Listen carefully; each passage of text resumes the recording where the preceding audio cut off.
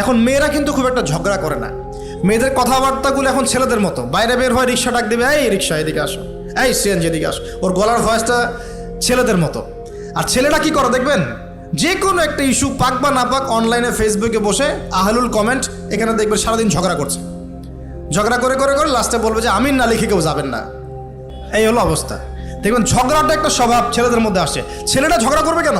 ছেলেরা মারামারি করে সরাসরি নাকি? ছেলেরা কি ঝগড়া করে নাকি? দীর্ঘদিনের ইতিহাস পড়ে দেখেন না আপনি, পুরো ওয়ার্ল্ডের হিস্ট্রি ঘেটে দেখেন, দেখবেন ছেলেদের গায়রত ব্যক্তিত্ব ছিল না?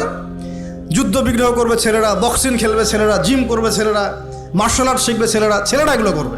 ছেলেরা চুলকাচুলকি ঝগড়া করে নাকি? চুলাচুলি করে নাকি ছেলেরা? এখন দেখবেন ফেসবুকে ঢুকলেই ছেলেরা কিন্তু মেয়েলি ঝগড়া করে, দেখছেন, খেয়াল করছেন? দেখেন সাইকোলজিক্যাল পরিবর্তন হয়েছে, ছেলেরা মেয়ে হয়ে যাচ্ছে, মেয়েদের মধ্যে সাইকোলজিক্যালি ছেলেদের প্রভাব বিস্তার হচ্ছে। অতএব হিংসায় যায় না, এটা হিংসার যুগ। হাবিল হন, কাবিল হয়েন না।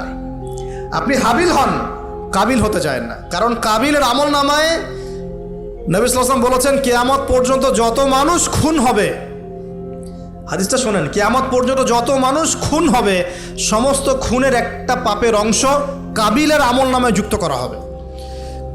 কারণ কি? কারণ পৃথিবীর ইতিহাসে সেই প্রথম খুনের সিলসিলা চালু করেছিল, সে তার ভাই হাবিলকে হত্যা করেছিল। তা হাবিল কাবিলের এই সুন্নত এখন নাই? আছে। মুসলিমদের মধ্যে দেখবেন বহু কাবিল ঘুরে বেড়াচ্ছে, আছে না? হাবিলের সুখ ওর ভালো লাগছে না, হাবিলের উন্নতি অগ্রগতি ওর পছন্দ হচ্ছে না, হাবিলের কুরবানি আল্লাহর কাছে কবুল হচ্ছে, ও সহ্য করতে পারছে না, এই জন্য সে কাবিল হয়ে গেছে আর কি। এরকম কাবিলের সংখ্যার অভাব নাই তো পৃথিবীতে। আর আমি বারবার বলছি যে ভিতরের শত্রু চেনা খুব ডিফিকাল্ট, বাইরেগুলো চেনা যায়। আমরা দোয়া করি আল্লাহ রাব্বুল আলামিন ভিতর এবং বাহিরের সব ধরনের শত্রুতা থেকে ইসলামকে হেফাজত করুন আমিন। এবং যারা দুনিয়ার স্বার্থে ইসলামের বিরুদ্ধে শত্রুতা করবে আল্লাহ পাক ওদের শিকড়টা উপরে ফেলে দেন। সামনে যান। এক নাম্বার কি রাখা যাবে না? হিংসা। একটা কথা বলে শেষ করি, আপনি যদি কারো প্রতি হিংসা করেন তাহলে কি হবে? আপনার ক্ষতি কি? আপনার যত নেক আমল ধ্বংস হয়ে যাবে। হিংসা সেভাবে নেক আমলকে পুড়িয়ে দেয় যেমন করে আগুন কাঠকে পুড়িয়ে দেয়। হাদিস শুনেছেন হাদিসটা? হিংসা সেভাবে নেক আমলকে পুড়িয়ে দেয় যেভাবে আগুন কাকে পুড়িয়ে দেয়? কাঠকে। আগুন কাঠে আগুন ধরিয়ে দেন, কাঠ বাকি থাকে, কয়লা ছাই হয়ে যাবে। ঠিক একইভাবে আমল নামার নেকি সব ছাই হয়ে যাবে।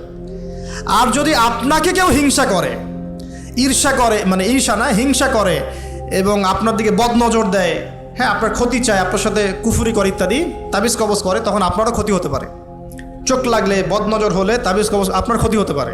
আর এই ক্ষতি থেকে আপনি বাঁচবেন কিভাবে? এটা তো আপনার হাতে নাই, তাই না? কেউ যদি আপনাকে ঈর্ষা হিংসা করে, এটা তো আপনার হাতে নাই, আছে? নাই। একটা উপায় হচ্ছে মানুষের থেকে নিজেকে যত পারেন আড়াল করার চেষ্টা করেন। এই যে বারবার বলি না, এত শোডাউনের দরকার নাই, ফেসবুকের দরকার নাই, অনলাইনের এই যে ছবি টবির দরকার নেই, এমনি এমনি বলি না। আমরা চাই যে মানুষ থেকে যতটা পারি আড়াল হতে, যতটা সম্ভব। কারণ এখন তো এর চেয়ে বেশি কিছু পাচ্ছি না, এতে ক্ষতি আছে, মানুষের চোখ লাগে।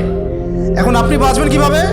প্রতিদিন সূরা ফালাক, সূরা নাস, ইখলাস সকাল সন্ধ্যা 3 বেলা করে, সকাল সন্ধ্যা 3 বার করে সূরা ফালাক, সূরা নাস, সূরা ইখলাস। প্রত্যেক নামাজের পর আয়াতুল কুরসি, ঘুমানোর আগে আয়াতুল কুরসি, সূরা বাকারার শেষের আয়াত, সূরা মুলক।